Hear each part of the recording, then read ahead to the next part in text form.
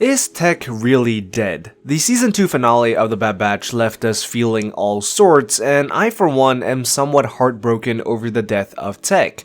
After all, the character development he went through during this season and the promise of a deeper romantic relationship with Phee that will now go unfulfilled, it is a really tragic ending for Tech's story. Or is it? Like any major character death moments, us fans always can't help but ask ourselves the question if a beloved character is truly dead. After all, no one's ever really gone. So let's take a deeper look at the bits of information we have surrounding Tech's supposed death and whether it makes sense for Tech to return from a character and plot perspective. The first bit is to really talk about the circumstance and manner in which Tech falls to his death. After making the ultimate sacrifice to ensure that the rest of his teammates live on, Tech then begins to fall from a great height. And it's basically a given by this point that unless there is a deep enough pool of water or some really fluffy snow, there is no chance that Tech is surviving this. And even if there was water or snow, you can still expect some serious damage after falling from that height. Some fans have pointed out that maybe Tech might have had some thrusters or some sort of equipment in his backpack that could have helped him survive, but honestly I think this isn't really the case. The fact that we haven't seen him use such equipment despite several instances for him to do so suggests that what we see is what we get. The second part to Tech's death occurs later where we see Dr. Hemlock present Hunter with Tech's damaged goggles, which seems to suggest and confirm that Tech is really gone for good.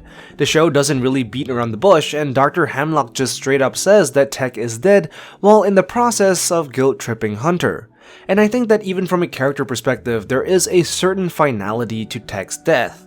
Not only was his sacrifice meaningful for the survival of his whole team, but it can also be interpreted as a painful reminder of unfulfilled potential, especially where clones are concerned. As I've mentioned before, a recurring motif throughout this entire season is about clones choosing to be more than just soldiers, making their own decisions and deciding their own fates, a struggle which each of the members of the Bad Batch have all individually gone through.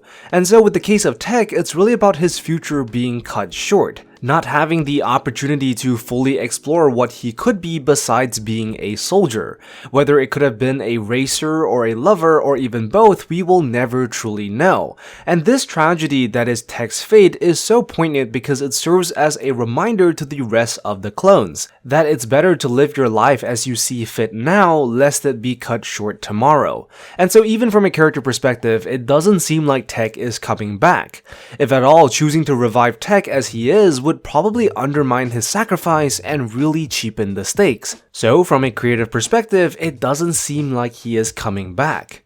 But what if Tech had to come back, and in a way that doesn't cheapen his initial sacrifice?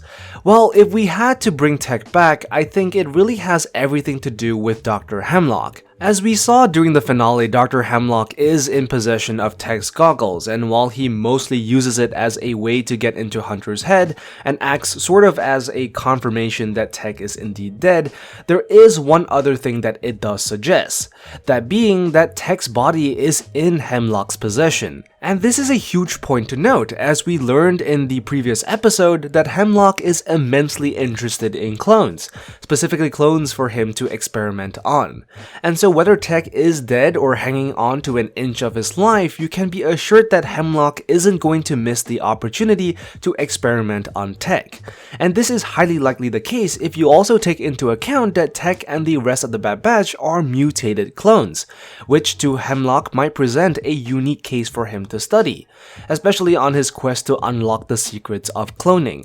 But just what exactly would Hemlock use Tech's body for? What sort of experiment could he subject Tech's body to?